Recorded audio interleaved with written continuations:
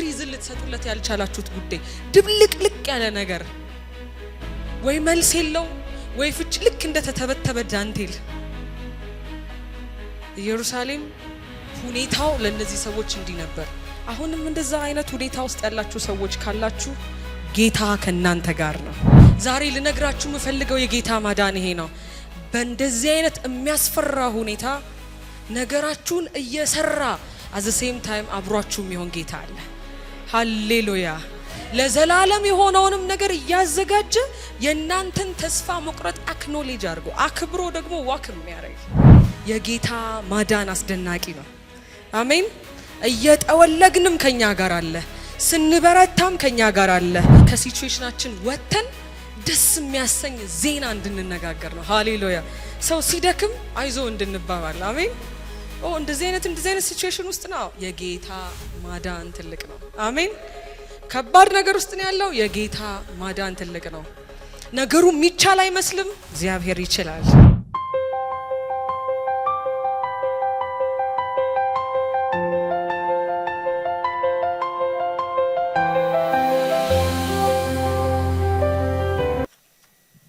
ዛሬ የምንካፈለው ቃል የሚገኘው በሉቃስ ወንጌል ምዕራፍ 24 ላይ ነው።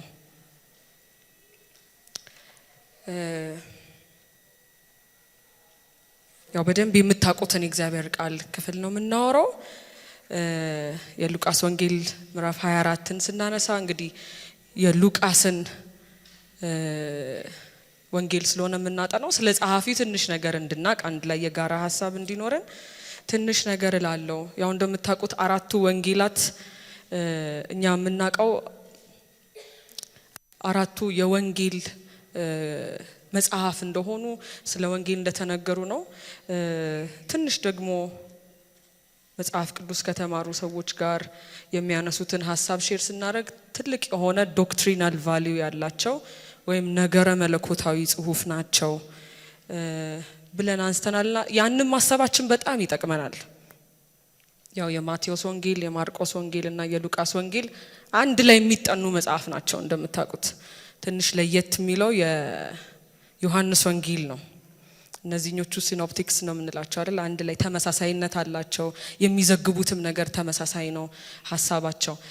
ነገር ግን እያንዳንዱ ደግሞ ወንጌላት የሉቃስም የማርቆስም የሉቃስም እያንዳንዱ ኢንፋሲስ ሰጥተው ሊያስተላልፉት የፈለጉት ነገረ መለኮታዊ መልእክት እንዳለ ደግሞ በደንብ ስናጠናው እናውቃለን፣ እናገኘዋለን። እና ሉቃስም የራሱ ሊያስተላልፍ የፈለገው መልእክት አለ፣ ማቴዎስም እንዲሁ፣ ማርቆስም እንዲሁ፣ ደግሞ ዮሐንስም እንዲሁ። ካያችሁ የማቴዎስ ወንጌልን ስታዩ መሲሐዊ ንጉስ እንደሆነ ኢየሱስን በጣም አጉልቶ ያሳያል አይደል? መሲያኒክ ንጉስ ነው እሱ፣ በዳዊት በአብርሃም በዳዊት እና ሲጀምር ራሱ ሆም ብሎ ከነሱ ፊገር ነው የሚጀምረው። ንግስናውም በደንብ ኢንፋሲስ አድርጎ ለማሳየት ስለሚፈልግና የማቴዎስ ወንጌልን ሰው አጥንቶ የኢየሱስ ክርስቶስን ንግስና በደንብ መመልከት ይችላል። የማርቆስ ወንጌልን ደግሞ ሰው ሲያጠና ሳክሪፋይ የሚያደርገውን ዋጋ የሚከፍለውን የሚሰቃየውን ኢየሱስን የሚያገለግለውን አገልጋይ የሆነውን እንዲሁም አንዳንዶቹ the suffering son የሚሉትን አይደል ስቅዩ ሎሌ የሚለውን በጣም አግልቶ ሳክሪፋይ ያደረገበትን ዋጋ የከፈለበትን በጣም አግልቶ ያወራል። ዛሬ ደግሞ እንድንነጋገር የፈለኩት የሉቃስ ወንጌል ዋና ሐሳቡ ደግሞ አዳኝነቱን ነው። ሃሌሉያ አሜን።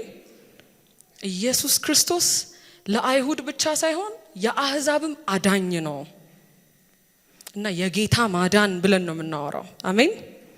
እና ዛሬ እሱን ነው በደንብ የምናወራውና ትንሽ ደቂቃ ነው የምናወራው። በደንብ ኮንሰርንድ ሆነ እንደምንሰማ አስባለሁኝ። እና ሉቃስ ሊያጎላልን የፈለገው አዳኝነቱ ያው ሉቃስ እንደምታውቁት ትንሽ እናያለን። ስለዚህ የግሪክ ሰው ነው፣ እንደዛ እንደሆነ ነው የሚስማሙት ብዙዎቹ። በሙያው ሕክምና ሙያ ውስጥ ያለ ሐኪም ነው። ስለዚህ በደንብ የማሰላሰል አቅም ያለው በሰዓቱ እንደውም ከተጻፉት ጽሁፎች በጣም ኤቪደንስ ያለው መረጃዎቹን የሰበሰበ ሪሰርች የሰራ ሰው።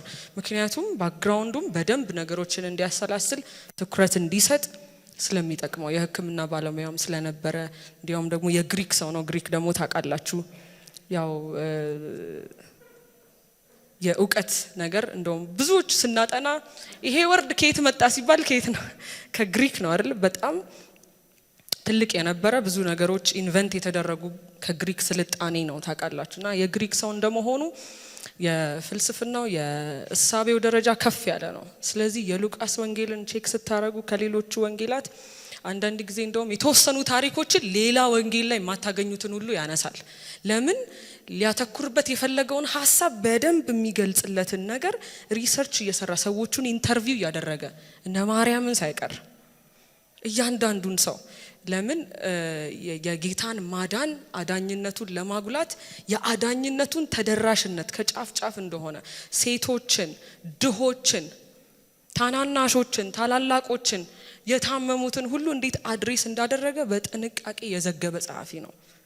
ጌታ ይባርከው። አሜን። ሞያችን እንደዚህ በጣም ሲጠቅም ደስ ይላል አይደል? ያው ደግሞ የዮሐንስ ወንጌል እንደምታውቁት እሱ ደግሞ መለኮትነቱን ዲቪኒቲውን እና የሰው ልጅ የሆነውን እና ጸጋና ሁለትን ተሞልቶ በእኛ ማደሩን እና ቃል ስጋ የሆነበትን በደንብ አድርጎ መለኮትነቱን በጣም በሚገርሙ ቃላት ያስቀመጣልን ደግሞ የዮሐንስ ወንጌል ነው። ስለዚህ እነዚህ ወንጌላት ትልቅ የሆነ ነገረ መለኮታዊ ሐሳብ ያላቸው ናቸው። እንደምታዩት እንግዲህ ስለ ድነት የጌታ ማዳንን ሉቃስ ከዘገበ በጣም ከፍ ያለ እኛን የሰበሰበንን ታሪክ የያዘ ነው። አሜን። እና በጣም የገረመኝ ክፍሉን ገና ለማጥናት ስጀምር ያው የሉቃስን ባክግራውንድ ቅድም እንደነገርኳችሁ ለማየት እየሞከርኩ ነበርና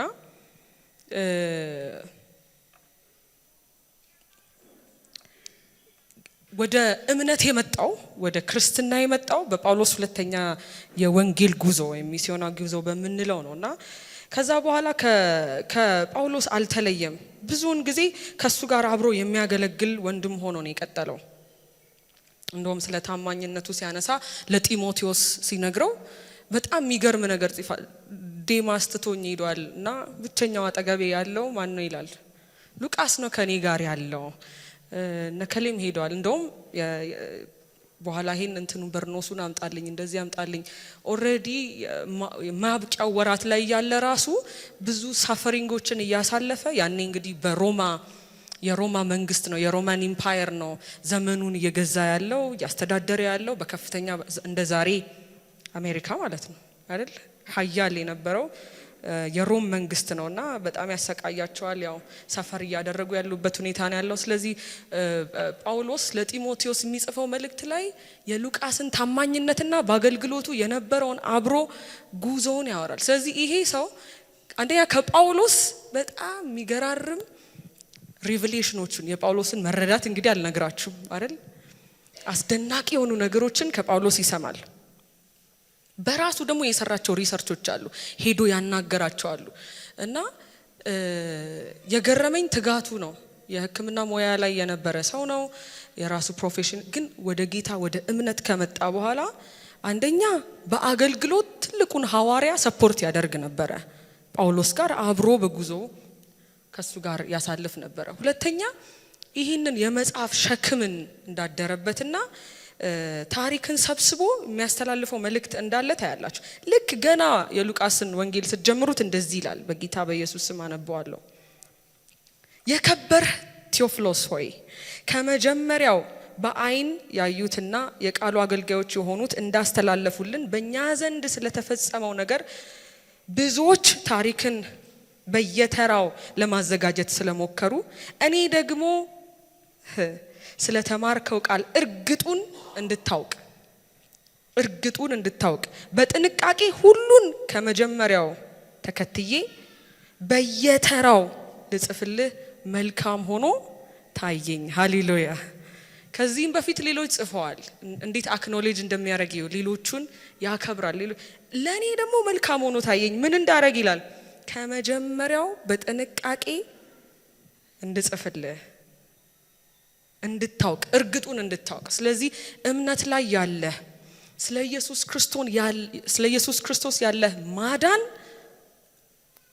በዚህ እምነት ኮንቪክሽን እንዲኖርህ እርግጠኛ እንድትሆን እኔ ደግሞ እንዳለ በተርታ ስለተፈጸመው ነገር በየተራው ለማዘጋጀት ስለሞከሩ እኔ ደግሞ የተማርከውን ቃል እርግጡን እንድታውቅ በመጀመሪያ ከዛ እንዲላል ከመጀመሪያው ተከትዬ በየተራ አሜን። አንዳንዴ በጣም ኪዩሬስ ሆነን የጌታን ቃል ሰምተን ለሌሎች ስናስተላልፍ ማጥናታችን የጌታን ቃል ማጥናታችን የሚጠቅመው እንዲህ አይነት ሲግኒፊካንት የሆነ ነገር ልጆቻችን ቢያንስ ለልጆቻችን ለታናናሽ ወንድም እህቶቻችን ጌታን እንዲያምኑ ምክንያት ለሆናቸው ሰዎች በጥንቃቄ በየተራ ኤቪደንስ ፉል አድርጎ መናገር ጥቅም አለው የለውም? በጣም አለው። ዛሬ የሉቃስን ወንጌል እንድናጠና ምክንያቱ መልካም መስሎ ታየኝ ብሎ ያንን አደራ ተቀብሎ በጥንቃቄ ሪሰርች ሰርቶ ስለጻፈ ነው። ይሄ ሉቃስ እንደው ሐዋርያ እኮ አይደለም፣ ሐዋርያ አይደለም። ነገር ግን ምን አይነት ሸክም እንደያዘና እንዴት ቢዩቲፉል የሆነ ቡክ እንዳስቀመጠልን ታያላችሁ። በጣም ኤቪደንስ የሞላበት ነው። እኔ እንደውም ሳነበው ትንሽ ፈገግ እንድትሉ ያስገረመኝን ነገር ልንገራችሁ። የመጀመሪያዎቹ ክፍል ላይ በይሁዳ ንጉስ በሄሮድስ ዘመን ከአብያ ክፍል የሆነ ዘካርያስ የሚባል አንድ ካህን ነበር። እዩት ታሪኩን ሲያስቀምጥ ራሱ ንጉሱን አሁን ኢቭን ሴኩላር የሆኑ ነገረ መለኮት አካባቢ የሌሉ በክርስቶስ ኢየሱስ የማያምኑ ሰዎች ራሱ ይሄንን መጽሐፍ እውነተኝነቱን ቼክ ለማድረግ የጠቀሳቸውን ነገስታት ያስቀመጠውን ኤቪደንስ አይተው ታማኝ ቡክ እንደሆነ ይናገራሉ። ለምን? የታሪክ አዘጋገቡ ያስቀመጠበት ዘመን እያንዳንዱ ነገስታት መሪ ያስቀመጠና ይሄን ታሪክ መካድ አይቻልም። በዘፈቀደ የተጻፈ አይደለም። እግዚአብሔር እጆቻችሁን ይባርክ። እውነት የምትናገሩት ነገር እንዲኖራችሁ እግዚአብሔር በማስተዋል ይምላችሁ። አሜን። ምን ጽፈው ነገር እንዲኖር የሆነ ምናስቀምጣት ስናጠና ምናስቀምጠው ማስታወሻ እንዲኖር ሃሌሉያ። ብዙ ጊዜ ታውቃላችሁ በዚህ የጌታን ቃል ስንሰማ የምንካፈለው አንድ ቃል አለ ፓስተር በተደጋጋሚ የሚለው ለአብርሃም እግዚአብሔር ምንድን ነበር ይላል? የሌለውን እንደ አለ አድርጎ የሚጠራ ሃሌሉያ አሜን። ሲናገር አብርሃም እንደዛ ነው ያለውና ፐርሰናል የሆነ ኤክስፒሪየንስ አለው ሰው። ጌታ ይባረክ። ያንን ፐርሰናል የሆነውን ከሱ ጋር ጌታ በሱ ህይወት ያደረገውን ነገር የመጻፍ ልምድ ለሌላው ይጠቅማል። እነ ሉቃስ ደግሞ በመንፈስ ቅዱስ አማካኝነት ይሄንን ሸክም ይሄን አደራ ተቀብሎ የጻፉልን ምን ያህል ጠቃሚ የሆነ ነገር እንደሆነ በዚህ ክፍል ማየት እንችላለን። እና ሲጽፍ ራሱ ንጉሱ ሄሮድስ እንደነበር በዛን ዘመን የአብያ ክፍል የሆነ ዘካርያስ የሚባል ካህን ነበረ። ሚስቱ ከአሮን ልጆች ነበረች። ተመልከቱ፣ የአሮን ልጅ ነበረች።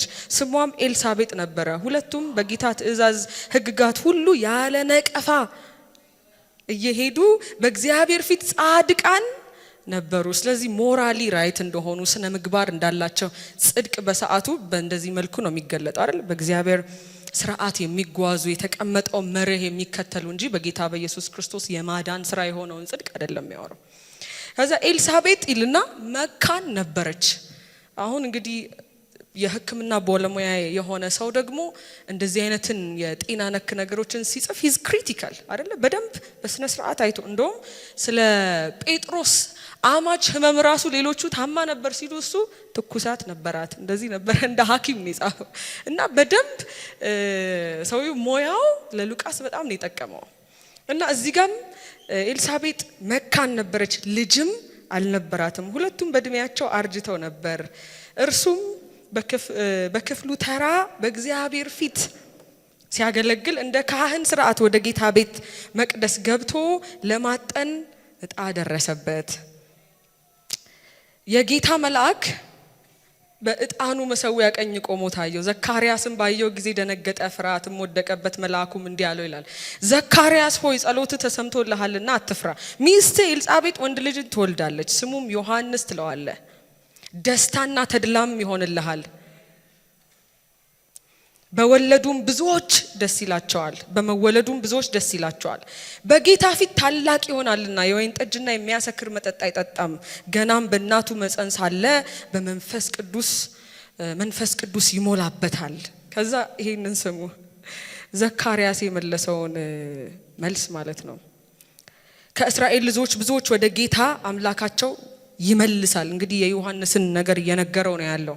እርሱም የተዘጋጁትን ሕዝብ ለጌታ እንዲያሰናዳ የአባቶችን ልብ ወደ ልጆች የማይታዘዙትንም ወደ ጻድቃን ጥበብ ይመልስ ዘንድ በኤልያስ መንፈስና በኃይል በፊቱ ይሄዳል።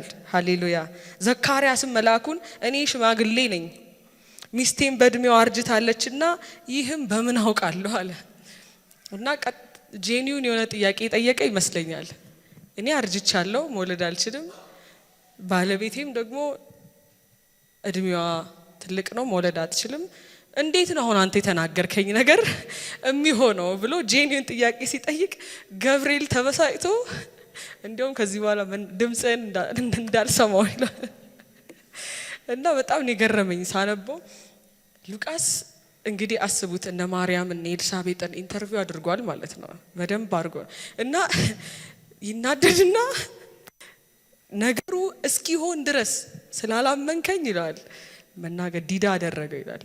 እኔ በጣም የገረመኝ በኋላ ላይ ማርያም ጋር እንዲሁም በስድስተኛው ወር ይላል። መላእክቶች እንዴት ሴንሲቲቭ ሆነው ወራቶቹን ይመስለኛል። መልአኩ ገብርኤል እንደገና ወደ ማርያም ሲመጣ ኦሬዲ ኤልሳቤጥ የ6 ወር እርግዝና ላይ እንዳለች ኢቭን ቼክ አድርጎ ዘመኗንና ጊዜዋን በጥንቃቄ ነው የሚዘግበው ሉቃስ። እና 6ኛው ወር ላይ ተመልሶ መጣ መልአኩ። ከዛ ማርያምን ያናግራታል። the same manner እሷ ላይ ያለውን የመለኮትን ፕሮግራም ያወራታል። እና ታሪኩን ታቆታላችሁ ጊዜውን ላለማርዘም ንግግር ይጀምራሉ። አንቺ ተባረክሽ ነሽ፣ ደስ ይበልሽ፣ ከሴቶች ሁሉ ተለይተሽ ተባርከሻል፣ የእግዚአብሔር ፕሮግራም ባንቺ ላይ አለ፣ ስለዚህ ትጸንሻለሽ፣ ወንድ ልጅ ትወልጃለሽ ብሎ ደግሞ የኢየሱስን ይናገራል። ንግግሩ በጣም ደነገጠች። ከዛ ይህ እንዴት ያለ ሰላምታ ነው ብላ አሰበች። መልአኩም እንዲህ አላት፣ ማርያም ሆይ በእግዚአብሔር ፊት ጸጋን አግኝተሻልና አትፍሪ፣ እነሆም ትጸንሻለሽ፣ ወንድ ልጅም ትወልጃለሽ፣ ስሙ ኢየሱስ ትይዋለሽ። እርሱ ታላቅ ይሆናል፣ የልዑል ልጅም ይባላል። ጌታ አምላክ የአባቱን የዳዊትን ዙፋን ይሰጠዋል፣ በያዕቆብ ቤትም ላይ ለዘላለም ይነግሳል፣ ለመንግስቱም መጨረሻ የለውም። ከዛውን ዘሴም ጥያቄ ማርያምም ትጠይቃለች። ከዛ እኔ ወንድ አላውቅም፣ ይሄ እንዴት ነው የሚሆነው? የእሷ እንደውም ትንሽ እኮ ጠንከር ያለ ነው። ይሄ እንዴት ላቅ እችላለሁ ነው ያለው፣ ማስረጃውን ንገረኝ። እሷ ደግሞ ይሄ እንዴት ይሆናል ያለች። ከዛ እንዴት እንደሆነ አላውቅም፣ ገብርኤል እሷን ይታገሳታል። እኔ በጣም ነው የገረመኝና ወንድሞች ብትታገሱ መልካም። እና ገብርኤል ሳይቀር ማርያም እንዴት እንደታገሰ እኔ እንደውም በጣም የገረመኝ መታገሱ ብቻ አይደለም፣ ጭራሽ ስለ ኤልሳቤጥ ራሱ ያስረዳታል። ኤልሳቤጥ 6 ወሯ ነው። አስቡት ገብርኤል ወዳጅሽ ኤልሳቤጥ እሷም ጽንስ ይዛለች እና 6 ወርማ በጣም ኮንቪንስ ሊያረጋት ለምንድነው ዲዳ ያላረጋት ብዬ አሰብኩ። እና የጌታ ቸርነት እንግዲህ እንደዚህ ነው። ከዚህ የምንማረው ብዙ ነገር አለ። የዛሬ መልእክቴ ባይሆንም እና ገብርኤል ሳይቀር የታገሰው እህቶችን ነው እንግዲህ እንዴት እንደሆነ ሌላ ስነ መለኮት እንዳታወጡ ትንሽ ፈገግ እንድት በጣም ኢንትረስቲንግ ነው በእውነት የሉቃስ አጻጻፍ ገርሞኛል። ስትሪክት የሆነ እርምጃ እና ወንድሞች ቶሎ ማመን ይጠበቅባቸዋል ሊሆን አላቅም። እንዲህ ግራ መጋባት ምናምን አይጠበቅባቸው እና ጄኒውን ጥያቄ ጠይቆ ስትሪክት መልስ ይሰጠዋል። በጣም አስገርሞኛል። ከሉቃስ ዘገባ በጣም ያስደነቀኝ ይሄ ነው እና የእግዚአብሔር ቸርነት ሃሌሉያ። ዛሬ ግን በጣም ትኩረት አድርጌ እንግዲህ እንደምታዩት የሉቃስ አጻጻፍም ሆነ የታሪክ አሰበጣጠሩ በጣም የሚገርም ነው። የሚሰበስባቸው ኤቪደንሶች በጣም የሚገርሙ ናቸው። እንደነገርኳችሁ ሁለተኛ ጢሞቴዎስ ምዕራፍ 4 ከቁጥር 9 ጀምሮ ጳውሎስ ይነግርለታል። ከኔ ጋር አብሮ የነበረ ነው፣ ታማኝነቱ ሁሉ የተነገረለት ይህ ሰው ነገሮችን እንዴት እንደጻፈ እናስተውላለን ማለት ነው። ስለዚህ ደግሞ በጣም የሚገርማችሁ ጥበበኛ ሰው ነው። በሰዓቱ ምንም እንኳን የሮማን ኢምፓየር በጊዜው ሀያል ቢሆንም ሰዎቹ የሚናገሩት በግሪክ ነበረ። እንደውም ሰሞኑን በነገረ መለኮት ትምህርት ቤታችን ዲስከስ ያደረግን ነበር ይህን ሐሳብና ሄሌኒስቲክ መሆን ማለት ምንድነው? የግሪክን ቋንቋ የግሪክን ካልቸር በሌሎች ሰዎች ወይም በዲያስፖራዎች ላይ ሰርጾ ቋንቋቸውን፣ ንግግራቸውን፣ ባህላቸውን እንዲለማመዱ የግሪክ ያልሆኑ ሰዎች ወይም አይሁዶች በቃ ካልቸሩንም ቋንቋውንም ይዘውት በዛ ሲተዳደሩ ማለት ነው። ሄሌኒስቲክ የሚባለው እሱ ነው እና ሄሌናይዜሽን የሚባለው እሱ ነው። ስለዚህ በሰዓቱ ምንም እንኳን አይሁድ ቢሆኑ የሚናገሩት የራሳቸው ቋንቋ ቢኖራቸውም ፌመስ የነበረው ግሪክ ነው። ስለዚህ አድሬስ እንዲደረግ ተደራሽ እንዲሆን በጣም ግሬሽየስሊ በግሪክ ቋንቋ ነው የሚጽፈው ይሄንን ጽሁፍ። ለምን ሰዎቹ አይገባቸውም፣ ረጅም ጊዜ ዲያስፖራ ሆነዋል። ስለዚህ የሚያውቁት የግሪክን ቋንቋ ነው፣ እነሱ በሚገባቸው ቋንቋ ይጽፋል ማለት። ስለዚህ ሐሳቡ የጌታ ማዳን በዛን ሰዓት ለነበሩ አህዛብም እንዲሁም አይሁዶች በትክክል አድሬስ እንዲደረግ ነው። አሜን። አዳኝነቱ ለአህዛብም ለአይሁድም የሆነ አዳኝ ነው የሚለውን መልእክት የሚለውን ነገረ መለኮታዊ ትልቅ ትምህርት ለማስተላለፍ በጠንካራ ሁኔታ ያሰበ ሰው ነው ሉቃስ። ስለዚህ ቶሎ ቶሎ ብዬ ልናገር። እንዳያችሁ ቴዎፍሎስ ለተባለ ሰው ደብዳቤውን እየላከ ነው ስፔሲፊክሊ እና ለቴዎፍሎስ የነበረው ሐሳብ አለ። ዛሬ ደግሞ እኔና እናንተ የምናየው ማለት ነው። ነገሩን እየዘገበ ማስተላለፍ የፈለገው መልእክት አለ። ቴዎፍሎስ ማለት ደስ የሚለው ያገኘሁት የእግዚአብሔር ወዳጅ ማለት ነው። ላቨር ኦፍ ጋድ እና በጣም ደስ ብሎኛል። እና ለእንደዚህ አይነት ሰው ነው ይሄንን መልእክት እየጻፈለት ያለው። እና የጌታን ማዳን ስንነጋገር ትኩረት ማድረግ የፈለኩት ምዕራፍ 24 ላይ ነው። እሷን ቶሎ ቶሎ ብዬ አነባታለሁ፣ ግን ሙሉን አላነብም። ነገር ግን ከሳምንቱ በመጀመሪያው ቀን ምዕራፍ 24 ላይ ነው ማለት ነው። ያዘጋጁትን ሽቶ ይዘው ከእነርሱም ጋር አንዳንዶች ወደ መቃብሩ እጅግ ማልደው መጡ። ይህን እንግዲህ እየተረከ ከውልደቱ ጀምሮ እስከ መሞቱ ድረስ ከሙታን መነሳቱ እስከ ማረጉ ድረስ የተጻፈ ዘገባ ነው ይሄ የሉቃስ ወንጌል ማለት ነው። ስለዚህ አሁን እኔ ደግሞ ትኩረቴን ማድረግ የፈለኩት ምዕራፍ 24 ላይ የሞተ ሰሞን የነበረውን ግርግር ነው። እንግዲህ እንዴት እንደሆነ አላቅም፣ ከኛ ሁኔታ ጋር የሚገናኝ ነገር አግኝቼበታለሁ። የሞተ ሰሞን ኢየሱስ ክርስቶስ የሞቱ ዜና የተሰማ ሰሞን፣ ወደ መቃብር የመውረዱ ዜና የተሰማ ሰሞን የነበረው ከባድ ግርግር አሁን ሁላችንም ኢማጂን እያደረግን ወደዛ ጊዜ እንድናስብ ፈልጋለሁ። አስቡት፣ የሆነ ያያችሁትን ፊልም ካለ አስቡት፣ ፖለቲካል ፋይዳውን አስቡት፣ ቤተ ክህነት አካባቢ የነበረውን ግርግር አስቡት፣ ከዛ ደግሞ ሐዋርያቱ ጋር የነበረውን ጭንቀትና ውጥረት አስቡት። ያን ሲቹዌሽን አሁን ወደ አእምሯችሁ እንዲመጣ ፈልጋለሁ። ከዛ ምንድነው እንግዲህ እሳቤው ይሄ ሰው አብሯቸው የነበረው ይሄ ገሊላ በተለያየ ሁኔታ አብሯቸው ከነሱ ጋር ለ3 ዓመት ተኩል እንደውም ደግሞ ከኢየሩሳሌም ጀምሮ ግብጽም ከሄደ ጀምሮ ከሕፃንነቱ ደግሞ ሲመለስም ወደ 33 ዓመት ከግማሽ አካባቢ የኖረው ወጣት ለነሱ የሞቱ ዜና የተሰማበት ሰሞን ነው። እንግዲህ የዚህን ያክል ጊዜ አብረውት ቆይተው በትክክል አላወቁትም። 33 ዓመት ተኩል አብሯቸው መቆየቱ ብቻ አይደለም፣ ብዙ መጽሐፍት ነበሯቸው ይህንን ጉዳይ ሊያውቁበት የሚችሉ። እንደገና ደግሞ እሱም በነበረበት አብሯቸው ያሳልፍ በነበረበት ጊዜ በደንብ አድርጎ ሲነግራቸው የነበረ ጉዳይ አለ። የፈለገ ቢሰሙ ግን ይህንን ትርምስ ማስቆም አልቻሉም፣ ማስቀረት አልቻሉም ነበር። እና ሁኔታው በጣም ከባድ ነው። እዛ ሲቹዌሽን ውስጥ ራሳችሁን ያስገባችሁ እንድታስቡ ፈልጋለሁ። ስለዚህ ሴቶቹ ተስፋ ቆርጠዋል። ኦሬዲ የሞተ ሰው 3 ቀን ከሆነው በኋላ መበስበስ ስለሚጀምር በአራተኛው ቀን ፍቅራቸውን፣ አክብሮታቸውን እንደ ካልቸራቸውም እንደ ኖርማቸው ምን ያደርጋሉ? ሄደው ሽቶ የመቀባት ባህል አላቸው። ቀስ ብሎ እንደውም የተቀበረ ሰሞን የቱጋ እንደሆነና ድንጋዩን ቼክ አድርገዋልና ድንጋዩን ሁኔታ ስላዩት አስቀድሞ ማን እንደሚያንከባልላቸው የተጨነቁ ነበር። የዚህን ያክል በመሞቱ ምን ብለዋል? አምነዋል። በሉስቲ መሞቱን አምነዋል። ድንጋዩ የሚያንከባልልልን ማን ነው? ሄደን ሽቶ እንድንቀባው። በቃ በጣም መልካም ሰው ነበር፣ ለነሱ የተወደደ ሰው ነበር። ከዛ ሁኔታውን ተመልከቱ። እጅግ ማልደው መጡ። ድንጋዩንም ከመቃብሩ ተንከባሎ አገኙት። እንግዲህ ኢንተርቪው ሲያረጋቸው ሉቃስ ጭንቀታቸው፣ ሐሳባቸው የድንጋዩ ሁኔታ ከዛ ግን ሲያገኙት አለ ያገኙት ምን ብሎ ነው? ተንከባሎ። ለምን እሱ እየተረከን ያለው ሉቃስ እየነገረን ያለው ልብ በሉ። ተንከባሎ አገኙት። እነርሱም በዚህ ሲያመነቱ እነሆ ሁለት ሰዎች የሚያንጸባርቅ ልብስ ለብሰው ወደ እነርሱ ቀረቡ። ፈርተውም ፊታቸውን ወደ ምድር አቀርቅረው ሳሉ እንዲህ አሏቸው፣ ሕያውን ከሙታን መካከል ስለምን ትፈልጉታላችሁ? ሃሌሉያ። ተነስቷል እንጂ በዚህ የለም።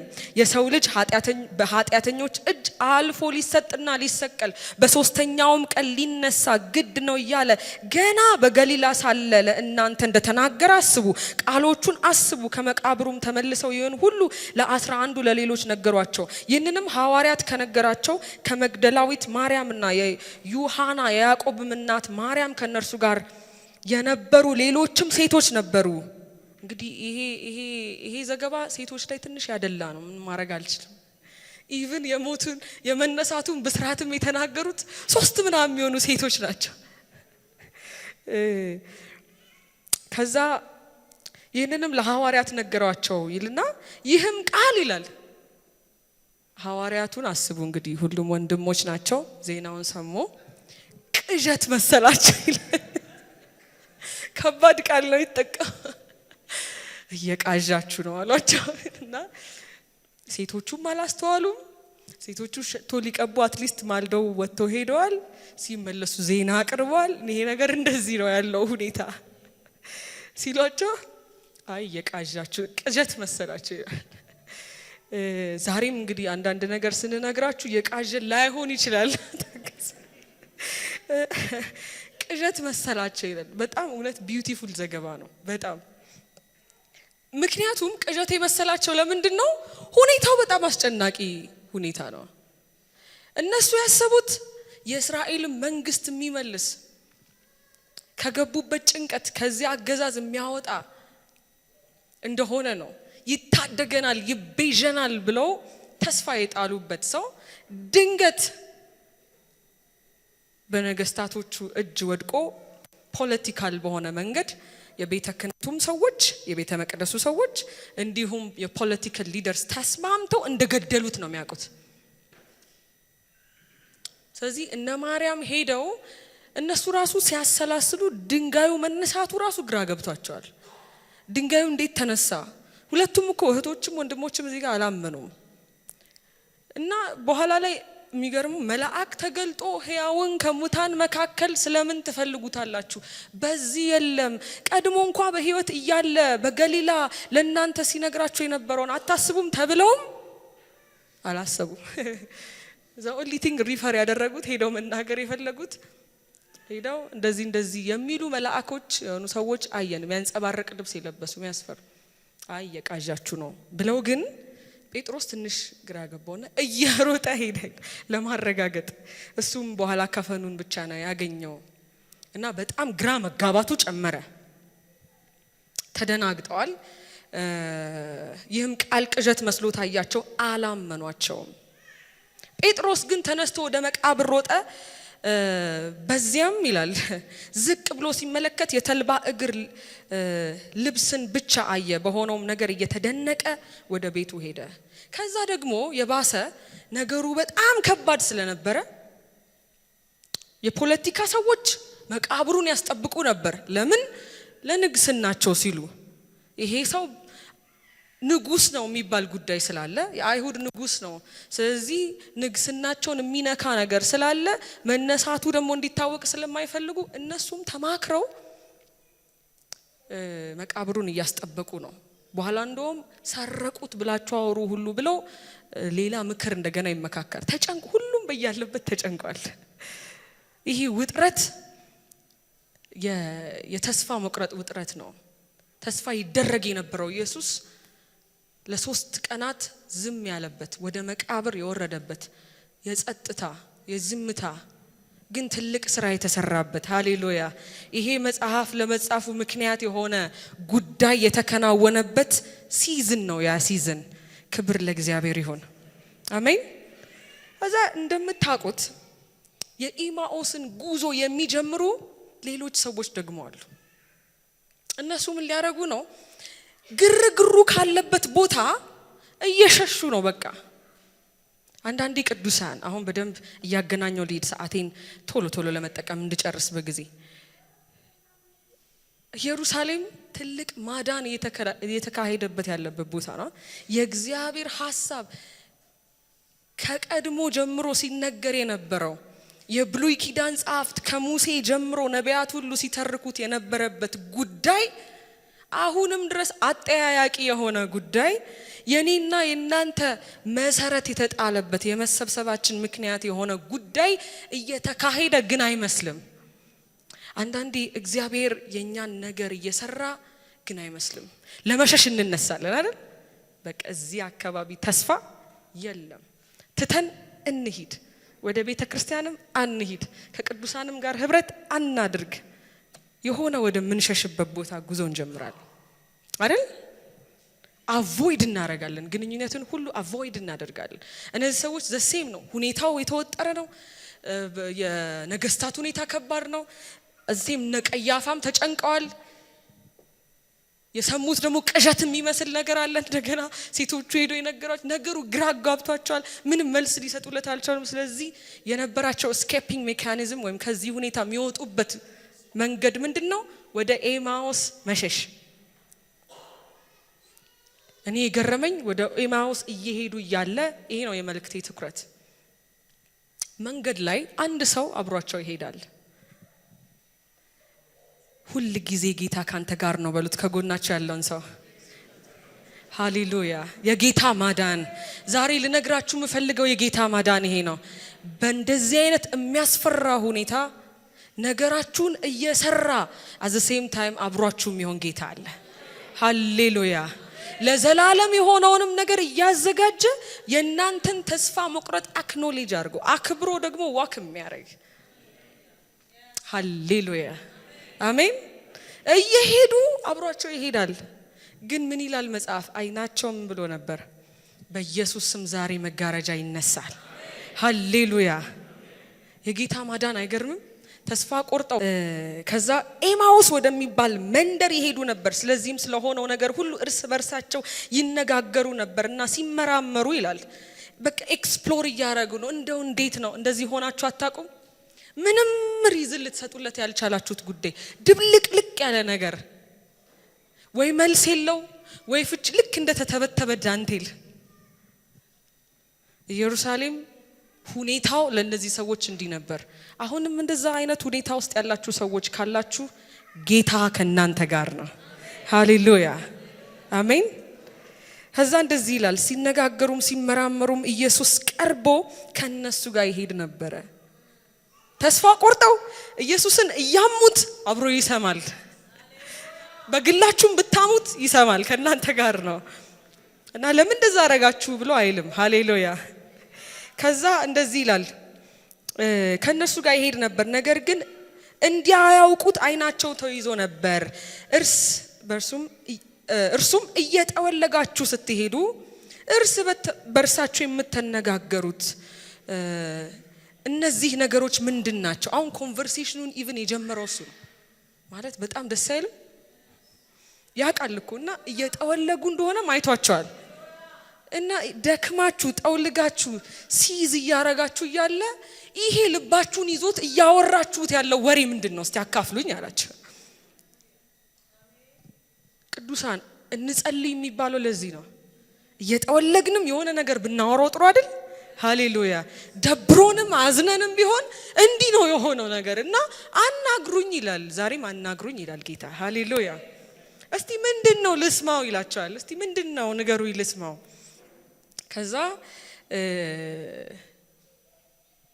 አላቸው ይላል እና ቀሌዮጳ የሚባል አንዱን መልሶ አንተ በኢየሩሳሌም እንግዳ ሆነ ለብቻ ትኖራ ተቆጣ። ጭራሽ ንገሩን ትላለህ እንዴ? ምን አይነት ሰው ነህ? ምንም ኢንፎርሜሽን የለህም፣ ዘመድ የለህም፣ ቲቪ የለህም፣ አልጀዚራ የለህም፣ ቢቢሲ የለህም፣ ስለሚሆነው ነገር ኢትዮጵያ ቴሌቪዥን አትከታተልም፣ ፌስቡክ የለህም፣ ምንም አታውቅም፣ ለብቻ ተነጥለ ትኖራለህ አለው እና ይሄ እንትን ነው ከግሪፍ የወጣ ንግግር ነው። ምንም ስለሆነው ነገር አታውቅም። እኛ ስላስጨነቀን ከኢየሩሳሌም አውጥቶ ወደ ኤማውስ እያስኮበለለን ስላለው ነገር እንዴት አልሰማህም ብሎ ይቆጣል። ታግሶ ይሰማል። ምንድነው ጉዱ ብሎ ማለት ነው። እና በዚህ ሆነውን ነገር አታውቅም። እሱ መልሶ ምንድነው ደስ አይልም? አዳምን የት ሄድክ አዳም እንዳለው እግዚአብሔር ማለት ነው አይደል? ያውቃል አሁን ከሱ የተሰወረ ነው። እግዚአብሔር ግን እንደዚህ ሲል እየጮሃችሁም ቢሆን አውሩ ቅዱሳን፣ ሃሌሉያ። እየተማረራችሁም ቢሆን አዋሩት፣ ሃሌሉያ። አሁንም እስኪበርድላችሁ ድረስ ምንድነው የሆነው ንገሩኝ ይላል፣ አስረዱኝ እያወቀ ማለት ነው።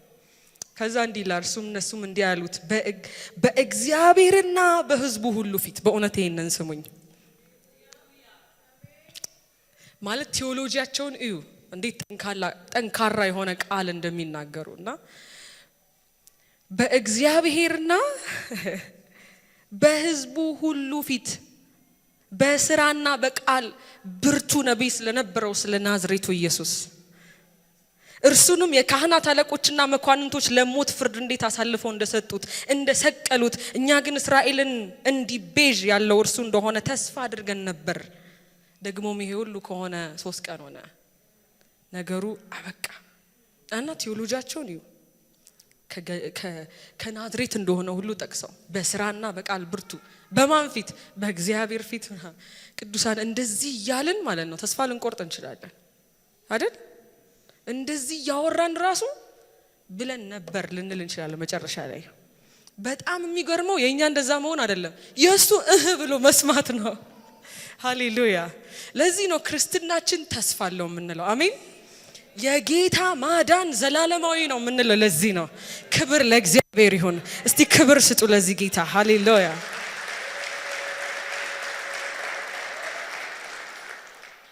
በእንደዚህ አይነት ሁኔታ ውስጥ እያላችሁ ጆሮ ሰጥቶ የሚሰማ ጌታ ከዛ እኔ በጣም የገረመኝ አንድ የሚወቅሳቸው ነገር አለ። ነገሩት እኛ ውስጥ ማልደው ከመቃብሩ ዘንድ የነበሩ አንዳንድ ሴቶች አስገረሙን ብለው ሕያው ነው የሚሉ የመላእክትን ራእይ ደግሞ አየን ሲሉ መጥተው ነበር። ከእኛም ዘንድ የነበሩት ወደ መቃብር ሄደው ሴቶች እንደተናገሩት ሆኖ አገኙት፣ እርሱን ግን አላዩትም። እርሱም እንዲህ ይላል፣ እናንተ የማታስተውሉ፣ ይህም በደንብ ስሙኝ መልእክቴን እየጠቀለልኩ ስለሆነ፣ እናንተ የማታስተውሉ ነቢያትም የተናገሩትን ሁሉ ልባችሁ ከማመን የዘገየ ክርስቶስ ይህን መከራ ይቀበል ዘንድ ወደ ክብሩም ይገባ ዘንድ ይገባው የለምን አላቸው። ከሙሴና ከነቢያት ሁሉ ጀምሮ ስለ እርሱ በመጽሐፍ ሁሉ የተጻፈውን ተረጎመላቸው። ሃሌሉያ። ተስፋ ለቆረጠ ሰው ምን እንደሚያስፈልገው ታውቃላችሁ? 2 ፕሪንሲፕል እናወጣለን ዛሬ። አንደኛ ከጌታ ጋር ማውራት ከራሱ ጋር። አሜን። ሰው ተስፋ ሲቆርጥ ልጸልይ እስቲ ያለ ልሳን እየተናገረ ላይጸልይ ይችላል። ቅዱሳን ግን ያወራል፣ ያጉረመርማል ከራሱ ጋር።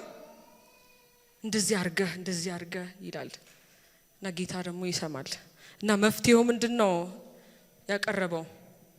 ልባችሁ ከማመን የዘገየው አንደርስታንዲንግ፣ ማስተዋል ማለት አለማወቅ አይደለም አይደል? አለማወቅ አይደለም። ስለ ኢየሱስ ሲናገሩ የናዝሬት ሰው እንደሆነ የናዝሬቱ ኢየሱስ እንደሆነ ከሌሎቹ ኢየሱስ ከተባሉ በሰዓቱ ከነበሩት ኢያሱ ከሚባሉት ሁሉ የተለየ እንደሆነ እሱ ከናዝሬት የሆነው እንደሆነ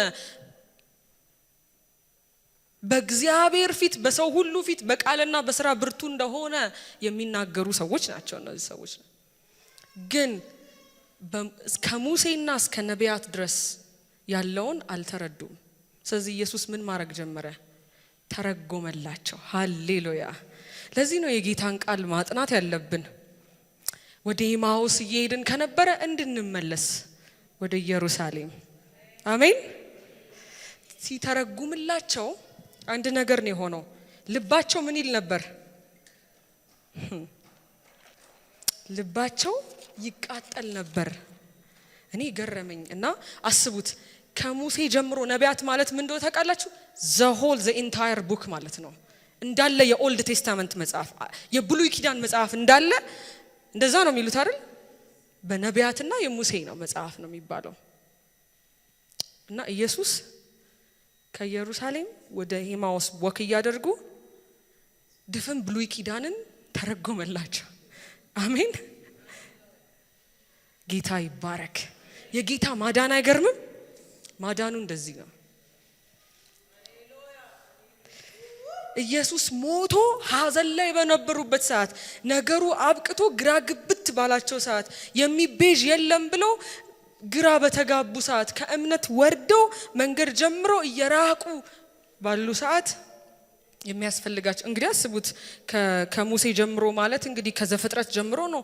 መጀመሪያ ስለነበረው ስለ ሲድ እንዲህ እንደተባለ አታቁም፣ ስለ ቴቲቱ ዘር አታቁም፣ እንዲህ ተስፋ አልገባለትም፣ እግዚአብሔር አዳምን እንዲህ አላለውም እያለ ማለት ነው። እንግዲህ አስቡት፣ ከሙሴ ጀምሮ ማለት እኮ እሱ ነው። ይሄንን ሲተርክ አታቁም። ዘፍጥረት ላይ እየገባ የፋሲካው በግስ እሺ፣ ዘጸአትስ ስለ ፋሲካው በግ አታቁም? እንዴት እስራኤልን ከግብጽ እንዳወጣ ይሄን ታሪክ አላነበባችሁም? አዎ፣ ልባቸው ይቃጠላል ይሄንን ሲሰሙ። ከዛ ደግሞ የመስዋዕቱን ስርዓት ይሄንን የሚያረጉትን አቶንመንቱን በአመት አንድ ጊዜ የሚወጥ ይሄንን ስታረጉስ እንደዚህ ስታረጉ ምሳሌነቱ ምንድን ነበር? ይሄን አታውቁም? ይሄን አትፈጽሙም ነበር? ሲሰሙ ይሄንን ኢሳይያስ ላይ ሲመጣ ነው። ኢሳይያስ በትንቢቱ 53 ላይ ምድር የተናገረው ይሄን አልሰማችሁ? ዝም የተናገሩት ነገር የለም። መንገዳቸውን እስኪ ኤማሁስ ቤታቸው እስኪደርሱ ድረስ ማለት ነው። ትግስቱ ራሱ ይገርማል። ከዛስ መዝሙረ ዳዊት ላይ ደግሞ 22 ላይ ያለውን ያንን ታሪክ ይሄንን ሳታቁም ይሄ ማለት የብሉይ ኪዳንን መጽሐፍ ሪቫይዝ ነው ያደረገላቸው። ዳንኤልስ የሰው ልጅ እያለ የሚያወራውን የተናገረለትን በመጽሐፋችሁ ያለውን ይሄንን ሳታውቁም በዳንኤል መጽሐፍ ላይ ያለውን ይህን ሁሉ ሰምታችሁ እናንተ ፖለቲካል መንግስትን ነው እያሰባችሁ ያለው። እሱ ደግሞ የዘላለም ህይወታችሁን እየሰራ ነው። ሃሌሉያ። ከዛ ልባቸው ይቃጠላል እነዚህ ሰዎች። በኋላ ላይ መሽቶብሃል እንግዲህ ስናይ ሩቅ ነው የምትሄደው አንተ፣ አሁን መንገደኛ ነው ለነሱ። ስለዚህ በቃ እኛ ጋር እደርና ሲነጋልህ ትሄዳለህ። አያችሁ፣ ስትረጋጉ እንደዚህ ነው የምትሉት። በቃ አሁን እደር፣ የነገርከን ነገር አሪፍ ነው በጣም እና ከቁጣቸው በርደዋል። አሁን ሊያስተናግዱት ነው። በቃ ቤት ግባ እኛ ጋር እደር ይሉታል። እኔ በጣም የገረመኝ አሁንም አልገባችሁም ያሉ ተናግሬ አላለ። እሺ አድራለሁ ብሎ ገባ። ሃሌሉያ። ከዛ ገባና እንደ ልማዱ ምንም የተለየ ነገር አላረግ። እኔ እኮ ኢየሱስ ነኝ ምናምን አላላቸውም። መጽሐፍን የተረከላቸው። ሃሌሉያ። ማለት እኮ ይችል ነበር አይደል? አይናቸውን ክፍት አድርገው አታቆኝም ምን ማለት ይችል ነበር፣ ግን መጽሐፍን እንዲረዱ። ሃሌሉያ አሜን። ከዛ እንደምታውቁት ቆርሶ እንጀራውን ሲሰጣቸው አይናቸው ምን አለ? ተከፈተ። ዛሬም በኢየሱስ ክርስቶስ ስም የጌታ ቃል ቆርሶ ይስጠን። አይናችንን የሚከፍት ቃል፣ ከሁኔታችን የሚያወጣ ቃል፣ ካለንበት ሁኔታ የሚያነሳን ቃል ቆርሶ ያካፍለን። ከዛ ቆርሶ ሲሰጣቸው አይናቸው ተከፈተ። ደነገጡ። ልክ እንዴ እሱ ነው ሲሉ የለም በመካከላቸው። ሌሎች ጋር ደግሞ ያስፈልጋል። ሌላ ቦታ ደግሞ ሄደ። ከዛ መሽቶ አላስቡት እደር ወደ ሩቅ ነው የምትሄደው ያሉ ሰዎች ጓዛቸውን ጠቅልለው በዛ ሌሊት እኔ አላቅም፣ ሉቃስ ነው ሉቃስ ስለሆነ አምነዋለሁ። እንግዲህ አንድ ዶክተር የጻፈውን ነገር ካልተቀበል ችግር ነው እና በዛው ምሽት ተነስተው ጉዞ ወዴት? ሃሌሉያ። ኢነርጂው መጣ። ተስፋ መቁረጡ ተነሳ። እንደገና ጉልበት አገኙ። ሃሌሉያ። ቅዱሳን ይሄ መንፈስ ዛሬም ያስፈልገናል። ሃሌሉያ። ጌታ ከኛ ጋር ነው። ድነታችን ዘላለማዊ ነው። የጌታ ማዳን ፍጹም ነው የምንለው ለዚህ ነው። ሃሌሉያ። ለዚህ ነው መጽሐፍ ሲናገር ታስታውሳላችሁ፣ አንደኛ ቆሮንቶስ ላይ ሲያወራ ምንድነው የሚለው? ሞት ሆይ መውጊያ የታለ? እሱን ተናግሬ ልጨርስ። ሲኦልስ ሆይ ድል መንሳትህ። እባብ ካወቃችሁ ከሌላው እንስሳ መንከሱን ለየት የሚያደርገው ይሄ ሲንጅ ነው ምናምን የሚባል አለው። ጥርሱ እንደ ቲዩብ አለው እና እንደማንኛውም ሌላ እንስሳ የሚናከስ ነው። የሱን ግን ለየት የሚያደርገው መርዙ ዴቨሎፕ የሚያደርግበት ግላንድ ፑሽ ሆኖ ይወጣና በዛ አማካኝነት ነው ወደ ሰውነት የሚገባው ወይም ሊያጠቃው ወደ ፈለገው አካል የሚገባው። ስለዚህ መናከሱ አይደለም ዋናው ቁም ነገሩ፣ ከነከሰ በኋላ የሚያስተላልፈው መርዝ ነው። ሞት ሲሸነፍ መንደፊያው ነው አቅም ያጣው። ሃሌሉያ። ሞት እኮ ሁላችንም ላይ ይደርሳል። ለዚህ ነው ክርስቲያን ሲሞት ኳየሮች ይቆሙና ምን ይላሉ? መላእክት ይጠሩኛል ወይኔ እንላለን እንዴ። በጌታ የሆኑ ሰዎች ሲሄዱ እናዝናለን፣ ወንድምቶቻችን ሲሄዱ እናዝናለን፣ እናለቅሳለን። ግን የምናለቅሰው ለቅሶ መሪር አይደለም አይደል? ለምን ሲባል መንደፊያው የዚህን ሰሞን ነው መንደፊያው የተነጠቀው። ሃሌሉያ። ይሄ ሲቹዌሽን ቅዱሳን አንዳንዴ በጣም የምንጨነቅበት ሲቹዌሽን መንደፊያው የሚሰበርበት ሲቹዌሽን ነው። ሃሌሉያ። ያ በጣም የተቸገርንበት ነገር ፖይዝን የሚያረገን ነገር የሚሰበርበት፣ የሞትን መውጊያ የኃጢአትን ኃይል ለአንዴና ለመጨረሻ ጊዜ ይፈጸመበት። ከዛ ዝማሬው እንደዛ ሞት ሆይ መውጊያ ይታል። የጌታ ማዳን አስደናቂ ነው። አሜን። እየጠወለግንም ከኛ ጋር አለ፣ ስንበረታም ከኛ ጋር አለ። ሄደው ሐዋርያቱን ሲቀላቀሉ በድል ቃል ነው የተቀላቀሏቸው። ኖ ኖ ኖ ኖ ኖ ቅድም ስንሄድ ትላንትና ስንሄድ ሞቷል ብለን እንዳዘነው አይደለም፣ አይተነዋል አሉ። ሃሌሉያ። አይተነዋል ተነስቷል፣ እንጀራን ቆርሶ ሲሰጠን ብለው የነበረውን ነገር በሙሉ ተረኩላቸው ይላል። አንብቡት ሄዳችሁ። እንደዚህ አይነት ዜና ተናጋሪዎች ያድርገን። ሉቃስ የጻፈልን ይሄንን ነው፣ እንድናምን ይሄንን ወንጌል እንድናውቅና ከዛስ እኛ ደግሞ ትራንስፎርም እንድናረግ ነው። ከሲቹዌሽናችን ወተን ደስ የሚያሰኝ ዜና እንድንነጋገር ነው። ሃሌሉያ። ሰው ሲደክም አይዞ እንድንባባል። አሜን። እንደዚህ አይነት ሲቹዌሽን ውስጥ ነው የጌታ ማዳን ትልቅ ነው። አሜን። ከባድ ነገር ውስጥ ነው ያለው፣ የጌታ ማዳን ትልቅ ነው። ነገሩ የሚቻል አይመስልም፣ እግዚአብሔር ይችላል። ሃሌሉያ።